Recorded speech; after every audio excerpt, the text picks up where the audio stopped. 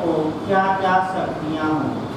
ये जो सेक्शन है आपका 26 से लेकर 35 तक, यानी कि धारा 26 से लेकर और 35 तक में न्यायालयों की शक्तियों का वर्णन।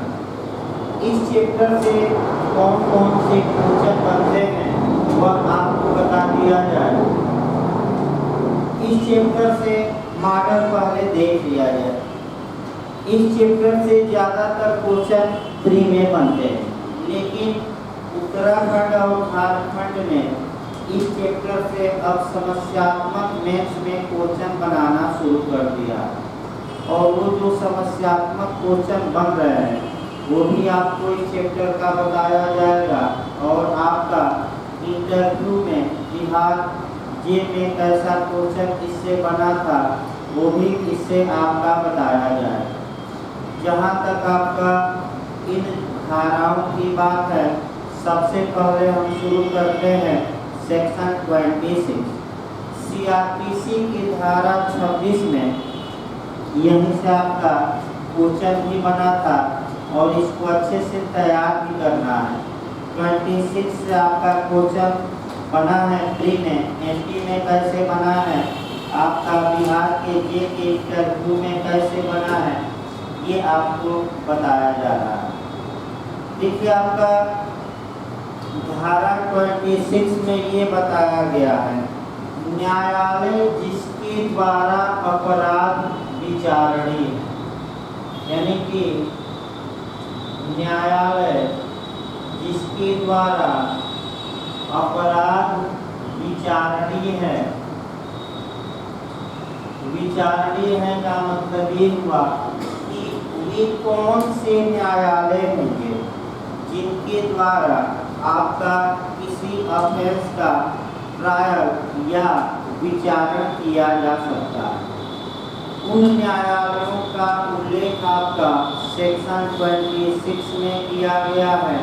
अब यहाँ जो आपका क्वेश्चन बना है बिहार के इंटरव्यू में कि विचारण का पावर किसी न्यायालय को कहाँ से मिलता है, तो आपका दो जवाब होना चाहिए।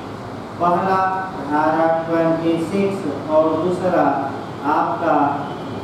आपका सेकंड शेड्यूल, फर्स्ट शेड्यूल। यानी कि फिर एक बार याद रखिए, आपका बताया जा रहा है कि जो बिहार के इंटरव्यू में क्वेश्चन बना है वह ये बना है कि कौन सा न्यायालय किस ऑफेंस का ट्रायल करेगा, ये कहाँ से गवर्न हो। तो आपका जवाब होना चाहिए सीआरपीसी की धारा 26 से गवर्न होगा और सीआरपीसी के प्रथम अनुसूची से। फिर क्वेश्चन बना कि वास्तव में कौन न्याय विचारण की शक्ति कहाँ से प्राप्त होती है, तो आपका जवाब रहेगा कि द्वितीय अनुसूची यानी कि सीआरपीसी के सेकंड शेड्यूल। यानी कि दोनों आपको जोड़कर पढ़ना है। आपका कह सकते हैं कि जो धारा 26 और प्रथम अनुसूची और भी सेक्शन जोड़े जाएंगे। आइए पहले ट्रायल देखा जाए होता क्या है, तब आगे बढ़ा। विचारण या ट्रायल शब्द को सीआरपीसी में कहीं परिभाषित नहीं किया गया है। विचारण वह न्यायिक प्रक्रिया होती है जिसके द्वारा न्यायालय किसी अभियुक्त के विरुद्ध साक्ष्य इस दृष्टि से लेता है कि अभियुक्त दोषी हैं कि निर्दोष है। अर्थात विचारण वह न्यायिक प्रक्रिया है जिसके द्वारा किसी अभियुक्त की दोषिता या निर्दोषता का निर्धारण किया जाता है। जो सीआरपीसी में ट्रायल प्रारंभ होता है विधिक रूप से आरोप के निर्माण से, यानी कि चार फ्रेम से होता है। यानी कि जब न्यायालय अभियुक्त पर आरोप का निर्माण करता है और आरोप पढ़कर सुनाना प्रारंभ जैसे ही करता है वैसे ही विचारण प्रारंभ हो जाता है। अब कौन न्यायालय ऐसा करने में सक्षम है, इस इसका उल्लेख 26 में और थर्ड शेड्यूल दोनों में किया गया है। आइए देखा जाए आपका धारा 26 में आपका जो बातें बताई गई हैं, आपका देखिए क्या डायरेक्ट बताता है। इस संहिता के अन्य उपबंधों के अधीन रहते, इसका मतलब ये हुआ कि अगर सीआरपीसी में कहीं विपरीत कोई बात कही गई है तो वह तब ऐसी दशा में धारा 26 के प्रावधान लागू नहीं है, और अगर कहीं विपरीत बात नहीं कही गई है तो धारा 26 के प्रावधान ऐसे मामलों में अप्लाई करें। अगला देखिए, विचारण कौन न्यायालय करेगा? इसके लिए आपका कानून को दो वर्गों में बांट दिया गया है, एक आईपीसी के तहत हुए अपराध और दूसरा अन्य विधियों के तहत हुए अपराध। यानी कि किस अपराध का विचारण कौन न्यायालय करेगा, इसके लिए आपका सीआरपीसी की धारा 26 दो क्लास में अपराधों को बांटती है। एक ऐसे अपराध जो आईपीसी के तहत हो और एक ऐसे अपराध जो अदर लॉ यानी कि अन्य विधि के तहत। अर्थात इसका मतलब ये हुआ कि आईपीसी के तहत जितने अपराध दिए गए हैं उनका विचारण किस न्यायालय द्वारा किया जाएगा, ये धारा 26 के क्लास ए में दिया गया है। और अदर लॉ के तहत यानी कि स्पेशल लॉ या लोकल लॉ के तहत जो ऑफेंस हैं उनका ट्रायल किस कोर्ट द्वारा होगा, इसका उल्लेख क्लास बी में किया गया। ठीक है, आईपीसी के तहत थोड़ा बहुत आईपीसी में जाना पड़ेगा। भारतीय दंड संहिता अर्थात इंडियन पेनल कोड की धारा 107 से अपराध प्रारंभ होगा और आपका सेक्शन 109 से यानी कि सेक्शन 109 से आपका पनिशमेंट यानी कि आईपीसी में दंड प्रारंभ होता है। तो ऐसी दशा में आपका ये जानना है कि अगर आईपीसी में 511 धाराएं हैं और उन धाराओं के तहत कोई अपराध हुआ है तो कौन सा वह कोर्ट होगा जो उस अपराध के बारे में अभियुक्त के खिलाफ विचारण कर सकेगा, यानी कि अभियुक्त निर्दोष हैं कि दोषी हैं, इस बात की जांच कर सके। वो कौन सा कोर्ट होगा? तो आपका आईपीसी के तहत अपराधों में आपका क्लास ए में 3 उपखंड दिए गए हैं, फर्स्ट, सेकेंड और थर्ड। इसके बाद आपका एक परंतुक दिया गया है, प्रोविजो दिया गया है। फिर याद रखना भाई, आपका यही परंतुक से एमपीजे और तमाम राज्य इस समय अटैक कर रहे हैं। देखिए, आईपीसी के तहत जितने अपराध हैं उनका विचारण, सभी अपराधों का विचारण, चाहे प्रथम अनुसूची में नाम हो या न हो, उच्च न्यायालय द्वारा किया जा सकता है। यानी कि पहला नियम ये आया कि आईपीसी के तहत जितने अपराध हैं, भले सीआरपीसी में प्रथम अनुसूची में उच्च न्यायालय का नाम विचारण न्यायालय के रूप में न दिया गया हो, उच्च न्यायालय को शक्ति प्राप्त है कि वह आईपीसी के तहत दिए गए सभी अपराधों का आपका ट्रायल कर सके, सभी अपराध। यानी कि उच्च न्यायालय सक्षम है कि आईपीसी के तहत जितने अपराध 107 से शुरू हो रहे हैं उनका सबका ट्रायल कर सके। ये आपका धारा 26 ए के फर्स्ट क्लास में दिया गया। अब समस्या यहाँ ये आती है, आपका 3-4 धाराएं एकता आपको जाननी पड़ेगी हाई कोर्ट के लिए, और वह जाननी पड़ेगी। एक तो धारा आपका कह सकते हैं 26 जाननी पड़ेगी, फिर आपका धारा 28 जाननी पड़ेगी, फिर 474 जाननी पड़ेगी। कम से कम 3 धाराओं को सीआरपीसी के आप एक साथ पढ़ें। धारा 26 बताती है कि उच्च न्यायालय आईपीसी के तहत सभी अपराधों का विचारण करने की क्षमता रखता है। ये आपका बताती है धारा 26।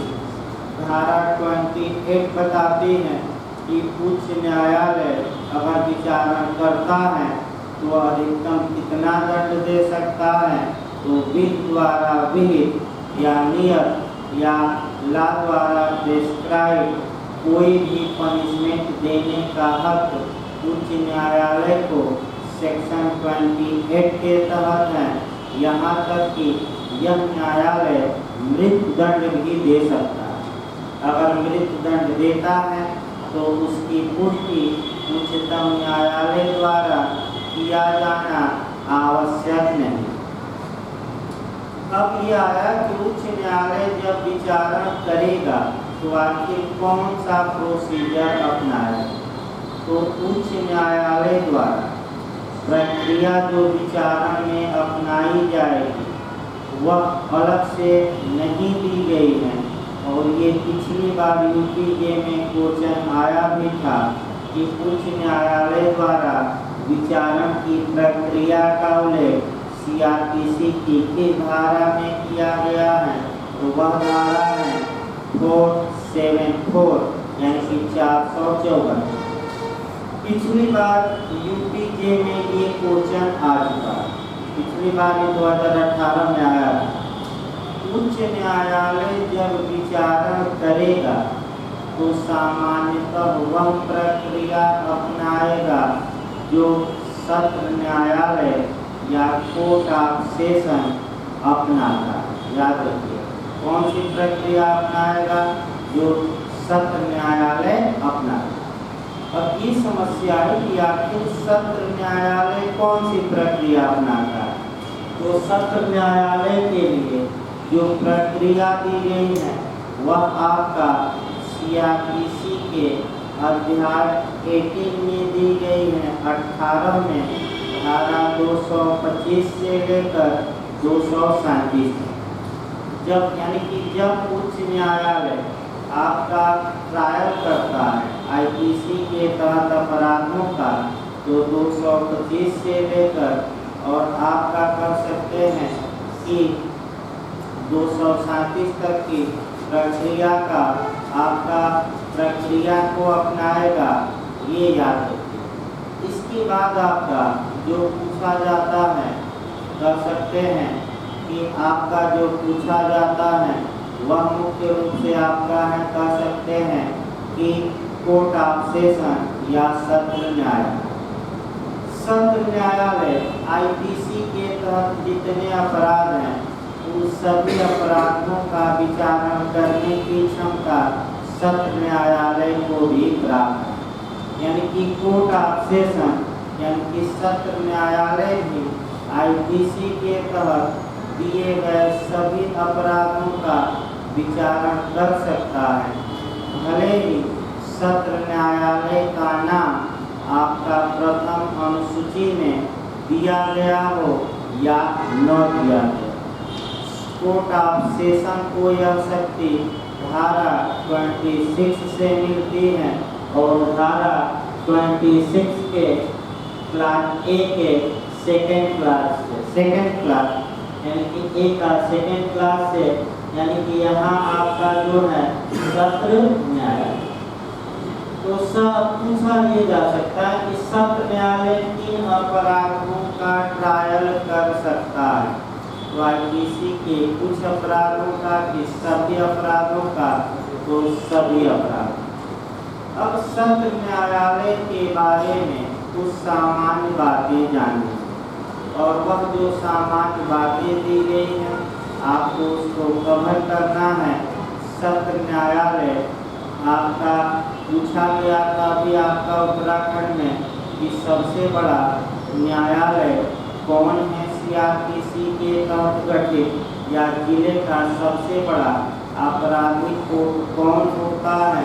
तो वह कोर्ट ऑफ सेशन या सत्र न्यायालय। इसके लिए कम से कम आपका सत्र न्यायालय के लिए कुछ धाराएं पढ़नी पड़ेगी और वह धारा 6 पढ़ना पड़ेगा, 9 पढ़ना पड़ेगा, 26 पढ़ना पड़ेगा, 28 पढ़ना पड़ेगा और सीआरपीसी का अध्याय 18 पढ़ेंगे और अध्याय 18 में धारा 225 से लेकर आपका 260। देखिए एक धाराओं को एक एक लाइन को रिलेट करके आपको जानना है। जो ये कोर्ट ऑफ सेशन है यानी कि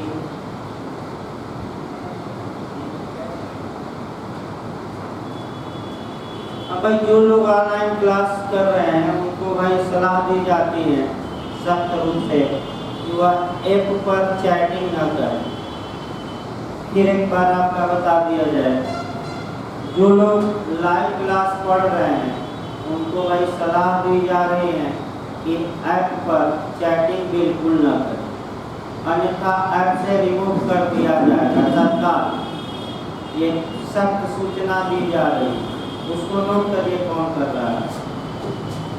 आज नाम नोट करा जा रहा है और फिर आपका बताया जाए। फिर एक बात में बताया जा रहा है कि कुछ 5-6 लोग ऐसे हैं जो आपका ऑनलाइन क्लास चलते समय मैसेज और तमाम बातें भेजते हैं, न भेजें और आज के बाद अगर भेजते हैं तो उनको ऐप से रिमूव कर दिया जाएगा। उसको नाम नोट कर लीजिए, तो उसका नाम देखते रहे कौन कौन। देखिए आपका कोर्ट ऑफ सेशन बताया जा रहा है। सत्र न्यायालय आपका धारा 6 के तहत सत्र न्यायालय दंड न्यायालय है और सीआरपीसी के तहत गठित सबसे बड़ा दंड न्यायालय। अब सत्र न्यायालय की स्थापना एमपी और आपका बिहार में पूछा गया है कि सत्र न्यायालय की स्थापना किस धारा के तहत होती है? तो सत्र न्यायालय की स्थापना ये क्वेश्चन सेक्शन वाइज आया है तो सीआरपीसी की धारा 9 के। सत्र न्यायालय की स्थापना राज्य सरकार करती है, लेकिन उसमें जजों की नियुक्ति उच्च न्यायालय द्वारा किया जाता है। ये भी क्वेश्चन आ चुका है। सत्र न्यायालय विचारण न्यायालय है, ये सेक्शन 26 में दिया गया है सीआरपीसी के। और आईपीसी में दिए गए सभी अपराधों का विचारण करने की क्षमता कोर्ट ऑफ सेशन को प्राप्त है, भले इसका नाम कहीं हो या नहीं, उससे मतलब नहीं। अब ये 26 में दिया गया है तो आपका फिर धारा 28 आ जाती है कि आखिर कोर्ट ऑफ सेशन जब ट्रायल करता है तो विचारण के पश्चात कितनी सजा दे सकता है, कितना दंड दे सकता है, ये बात स्पष्ट रूप से सीआरपीसी की धारा 28 में बताई गई है। इसको भी अलग से थोड़ा जानना है कि धारा 28 यानी धारा 28 सीआरपीसी की धारा 28 ये कहती है आपका कि कोर्ट ऑफ सेशन विधि द्वारा प्राधिकृत या विधि द्वारा विहित कोई भी दंडादेश दे सकता है।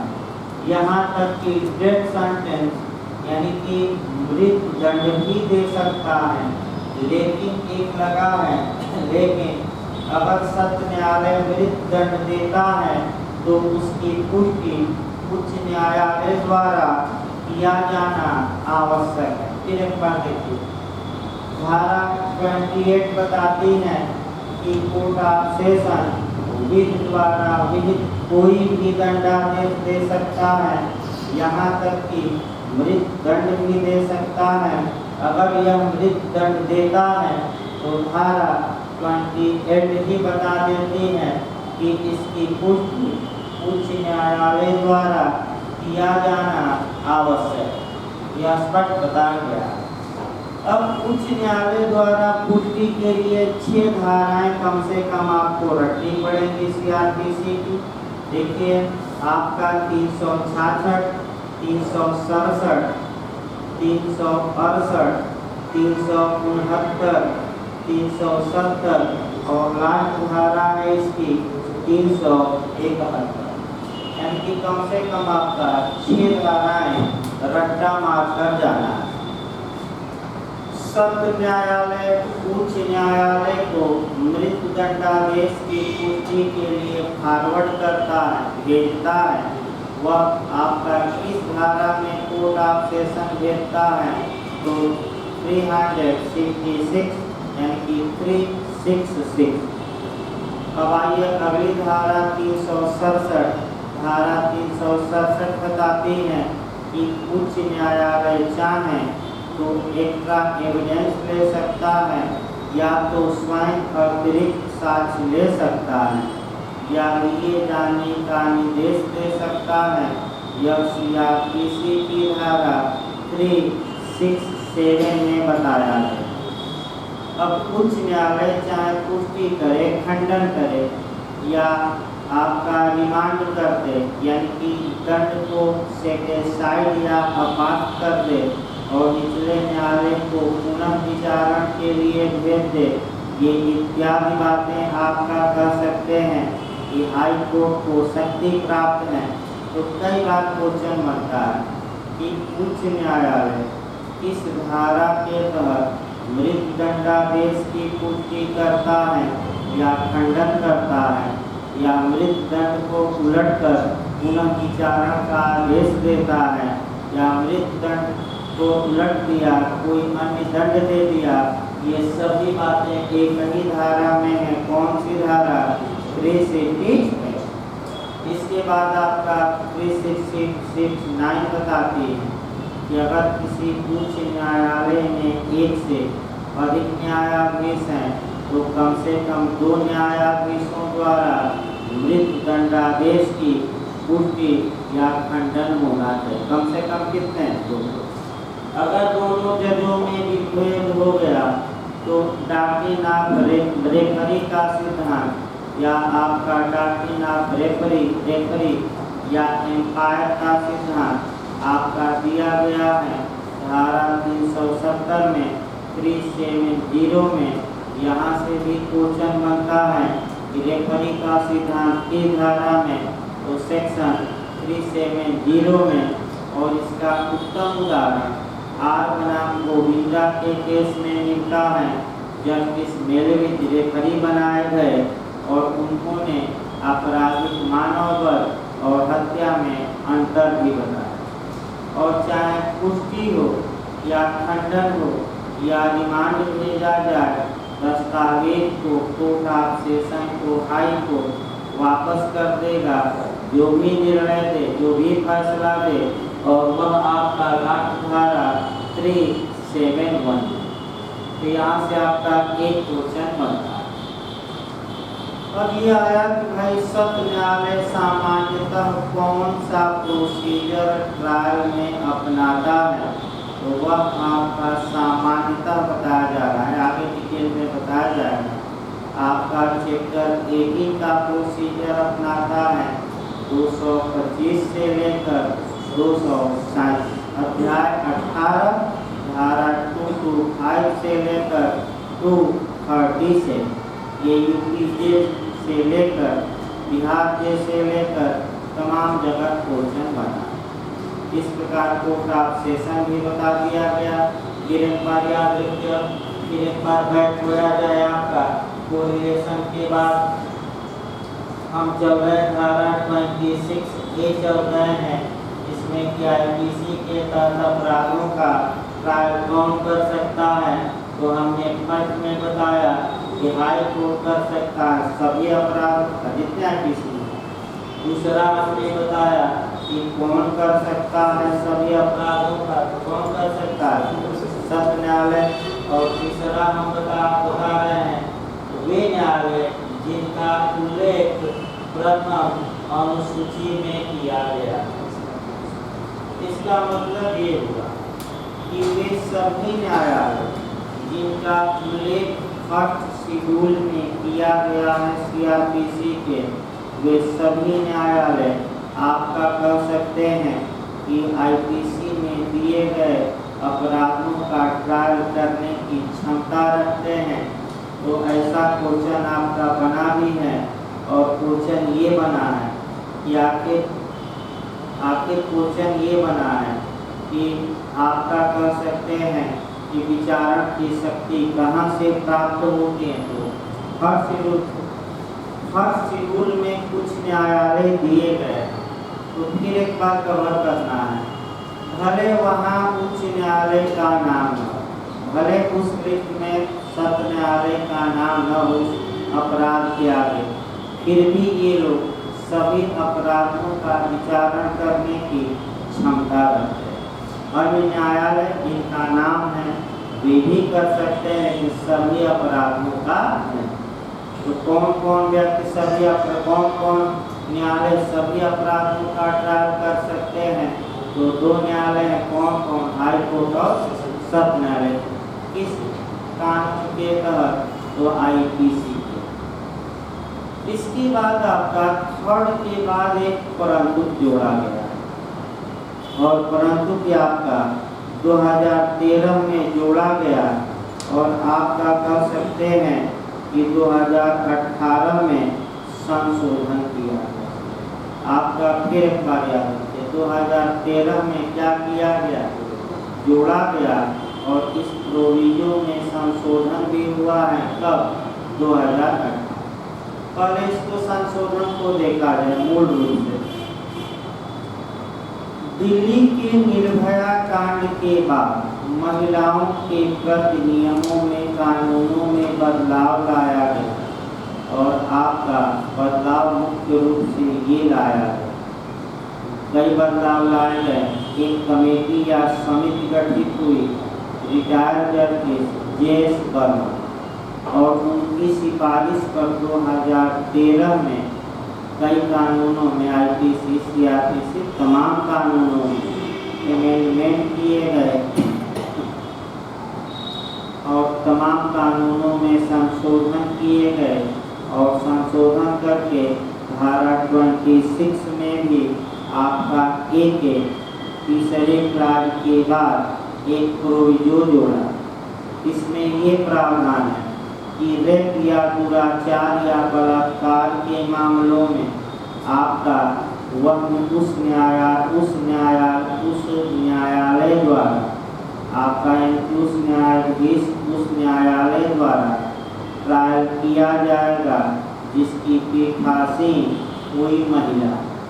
इसका मतलब ये हुआ कि अगर किसी न्यायालय में महिला जज है और वह दुराचार के मामलों का ट्रायल करने में सक्षम है, तो उसी महिला जज द्वारा ही बलात्कार के मामलों का विचारण हो। चूँकि 2018 में आईपीसी में कुछ नई धाराएं भी जोड़ी गई, बालकों के लिए भी, महिलाओं के लिए भी, अतः इस परंतु में उन धाराओं को ऐड करना था। अतः 2018 में कुछ दुराचार की और धाराएं जो आईपीसी में जोड़ी गई वह इस प्रोविजो में रखी। अब एमपी ने ये क्वेश्चन आया कि महिला का विचारण महिला द्वारा किया जाएगा, महिला के प्रति अपराध का दुराचार का ये कहाँ है? तो धारा 26A के परंतु ये डायरेक्ट क्वेश्चन आपका पूछा गया था, कहाँ है ये?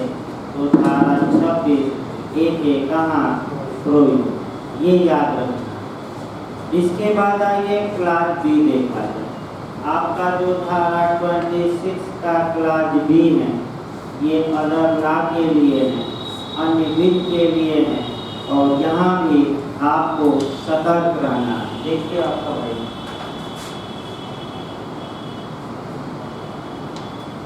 सीआरपीसी की धारा 26 का क्लास बी देखा है। ये क्लास बी अन्य विधि के लिए है, अन्य विधियों के लिए। Other law.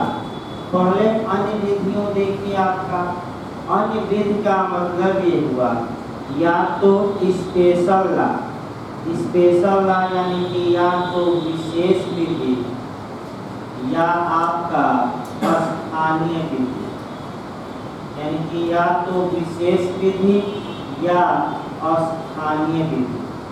विशेष विधि की परिभाषा आईपीसी की धारा 41 में दी गई है और स्थानीय विधि की परिभाषा आईपीसी की धारा 42 में दी गई।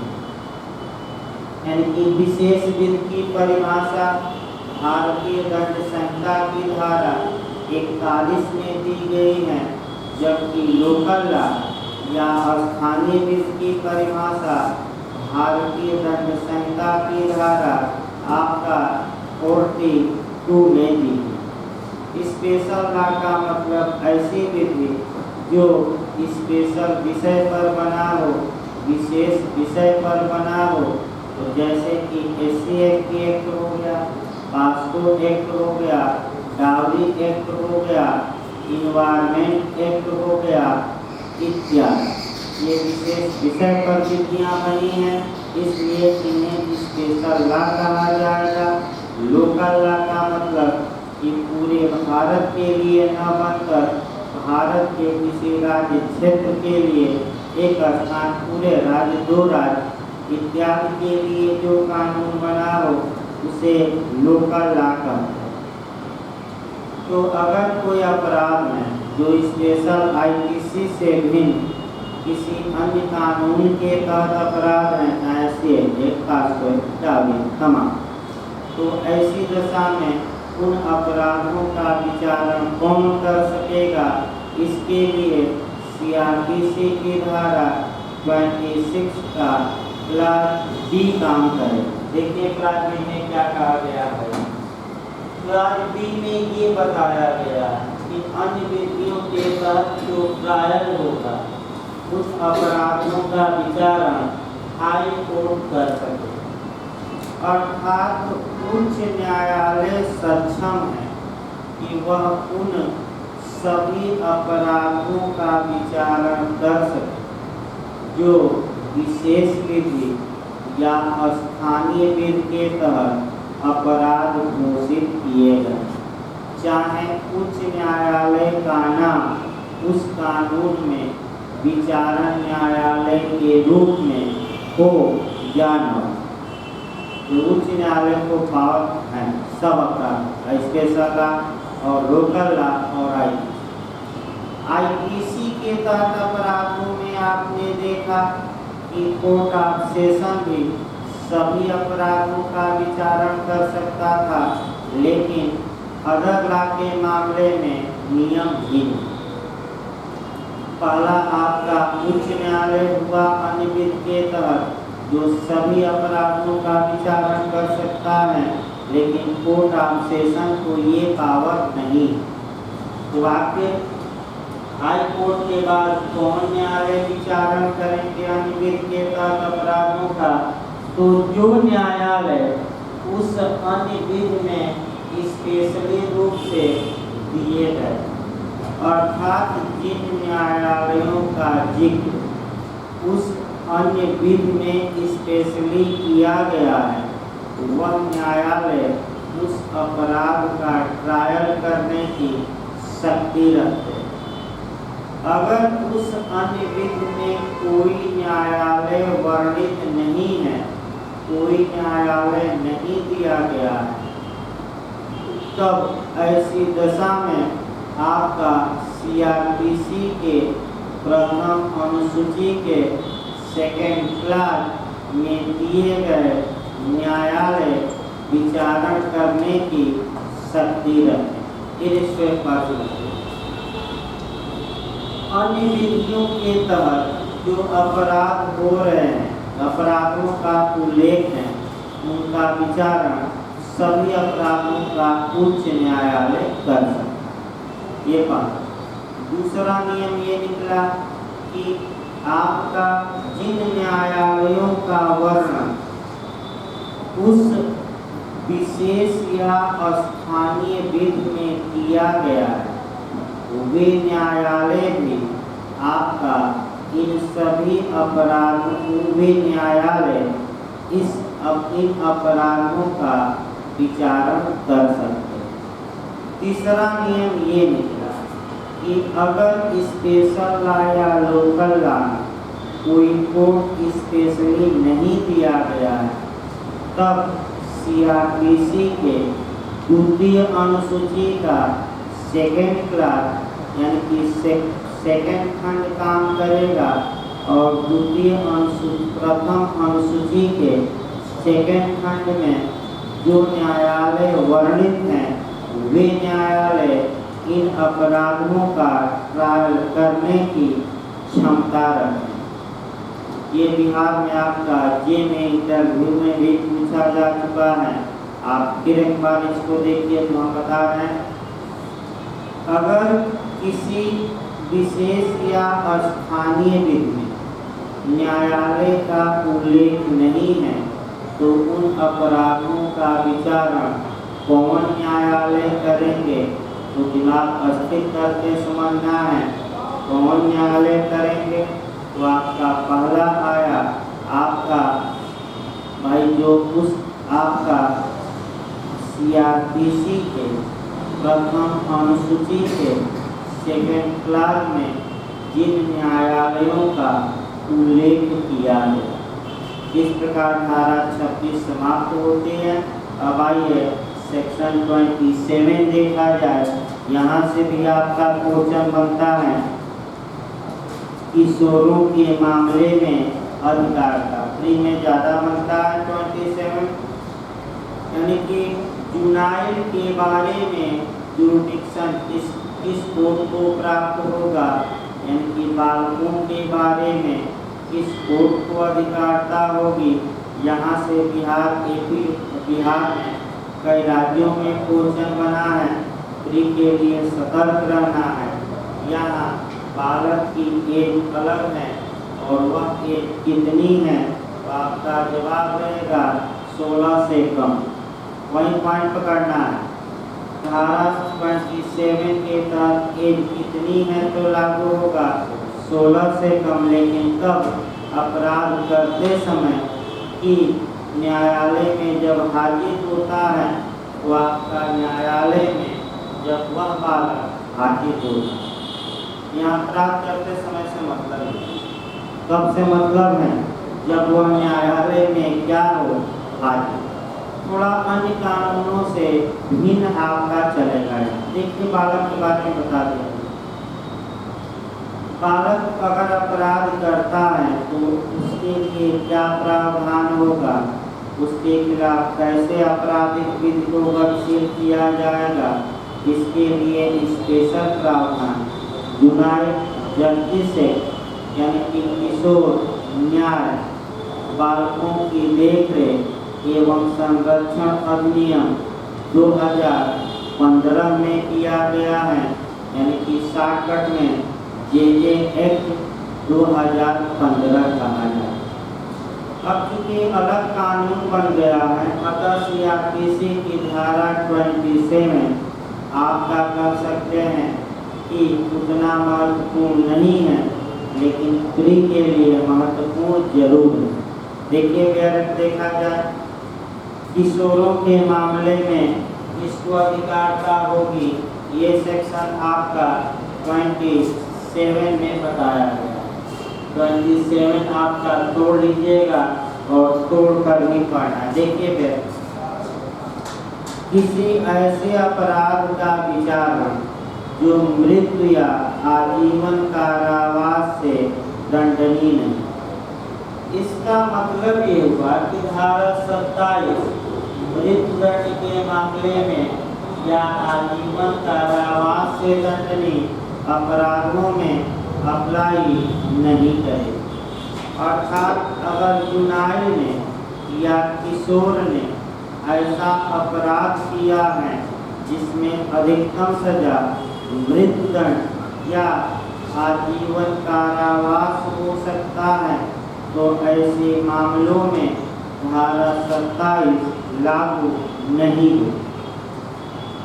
देखिए, और जो ऐसे व्यक्ति द्वारा किया गया है जिसकी आयु उस तारीख को जब वह न्यायालय में हाजिर हो या लाया जाए 16 वर्ष से कम, यानी कि जब ऐसे बालक या किशोर द्वारा अपराध किया गया है कि जो 16 साल से कम का हो, लेकिन 16 साल से कम का कब देखा जाएगा?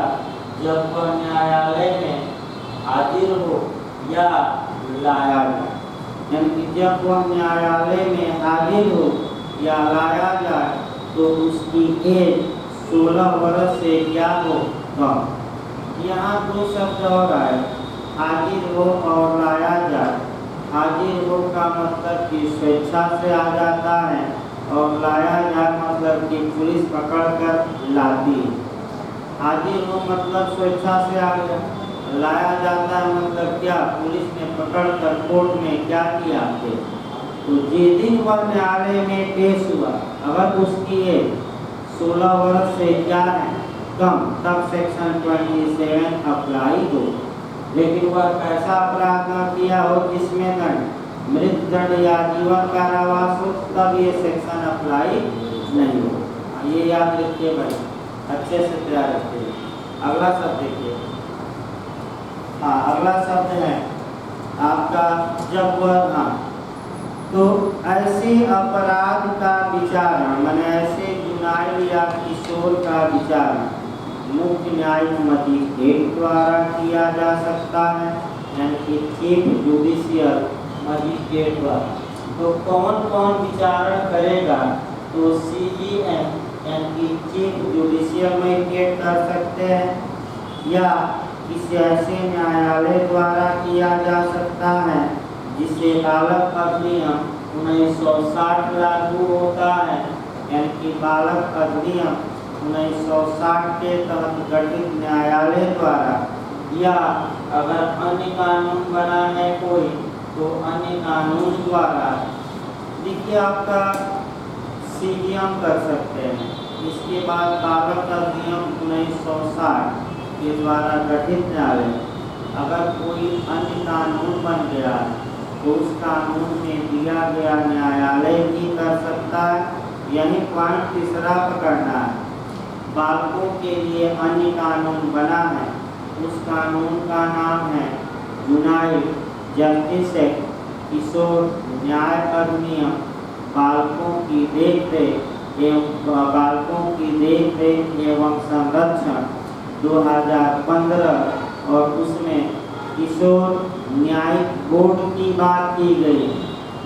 किशोर न्यायिक बोर्ड यानी कि जुनाइल जस्टिस बोर्ड, और किशोर न्यायिक बोर्ड द्वारा बालक का विचारण हो।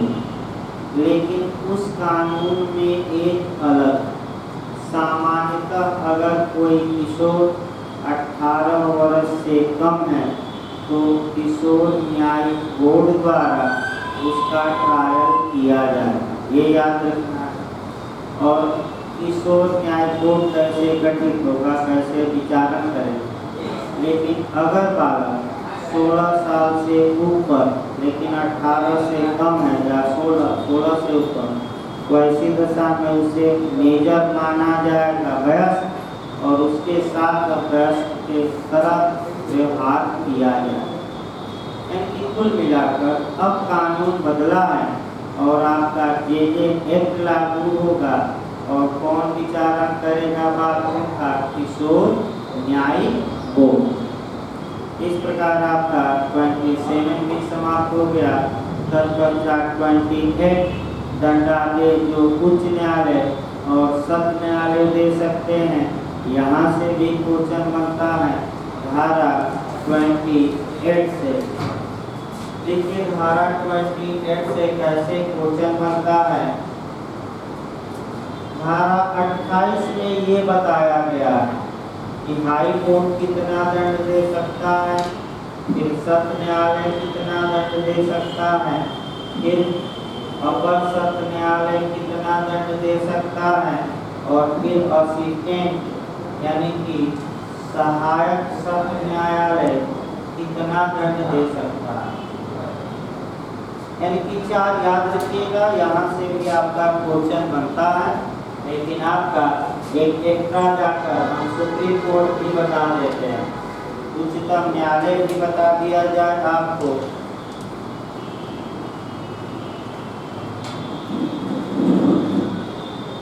हाँ, करीब 5 मिनट में आ रहा है, छोटा आना चल रहा है। हेलो हेलो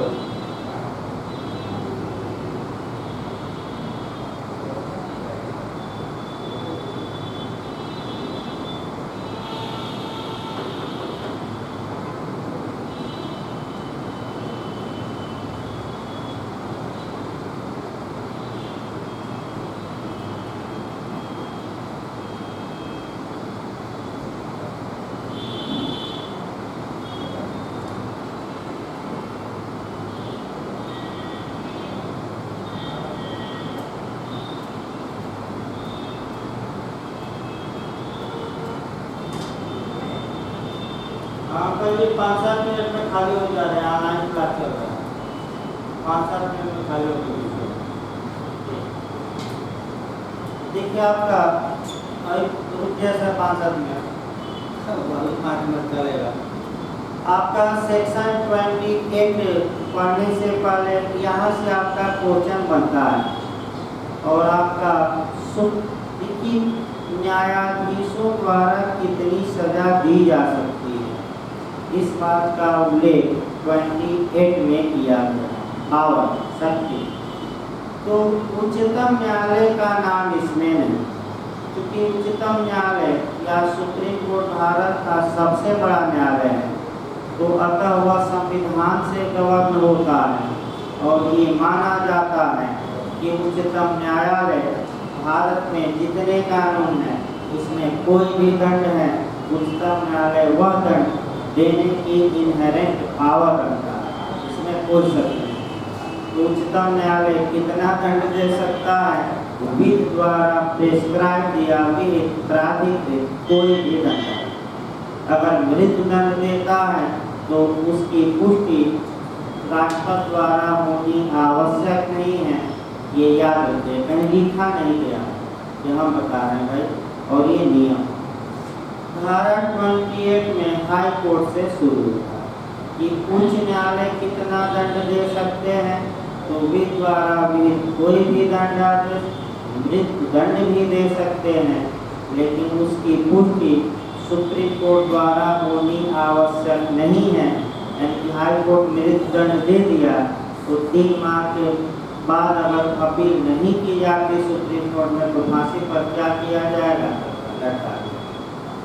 सत्र न्यायालय कितना दंड दे सकता है, तो विधि द्वारा विहित कोई भी दंडादेश मृत्यु दंड भी दे सकता है, लेकिन मृत्यु दंड देता है तो अभी हमने बताया उसकी पुष्टि किसके द्वारा होनी आवश्यक है, हाई कोर्ट द्वारा। और अभी हमने धारा भी बताई थी।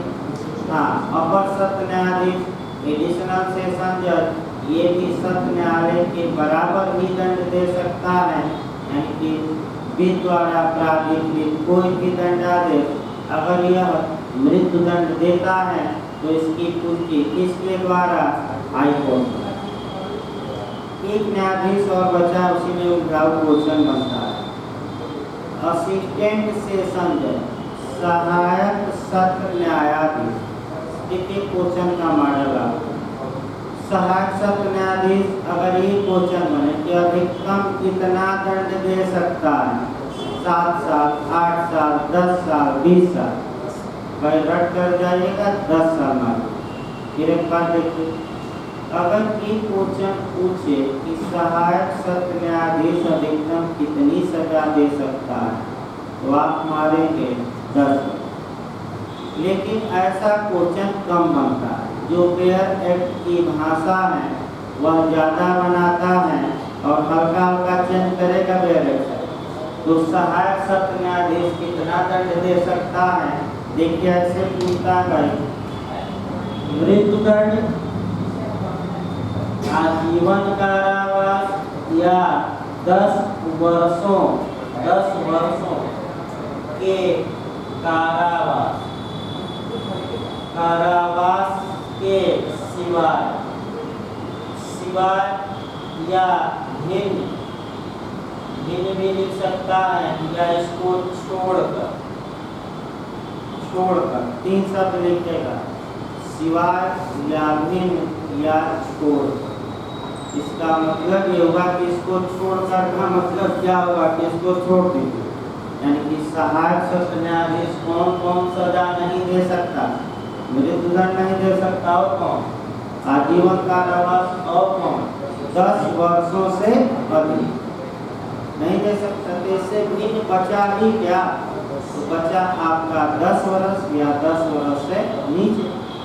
लेकिन वह 10 साल डायरेक्ट नहीं याद करना है, ये हूबहू शब्द देगा और इसी शब्द को भिन्न पकड़िएगा। अब इसी ने आपका जो ये 10 साल दिया है इसी में भर मारता रहेगा, 8 साल 7 साल दे देगा, 20 साल दे देगा, तो 8 साल 20 साल नहीं, कितना देखना है, 10 साल। मैंने फिर बेहद की भाषा तैयार की, डायरेक्ट नहीं पूछा है। फिर लास्ट में बता दिया जाए भाई कि सहायक सत्र न्यायाधीश कितना दंड दे सकता है, तो आपका दंड कितना दे सकता है, तो मृत्युदंड, आजीवन कारावास या 10 वर्ष से अधिक के सिवाय कोई भी दंड। यानी इसका मतलब ये निकला कि 10 वर्ष या उससे कम का दंड देने की क्षमता आपका प्रेसिडेंट सेशन जज रखता है। इस प्रकार भाई आज इतना ही क्लास चलेगा, कल से आपका मैंने कह सकते हैं कि शेड्यूल और चेंज होगा और भी क्लासेज मैंने पढ़ेंगी ऑनलाइन में, लेकिन आपका आज इतना ही क्लास चलेगा। तो कितने बजे रखा जाए, कल ऑनलाइन क्लास आपका सूचित कर दिया जाए 10 बजे चलेगा, ताकि आपका गर्मी भी बढ़े तो 10 से 12 साढ़े 12 तक समाप्त हो जाए।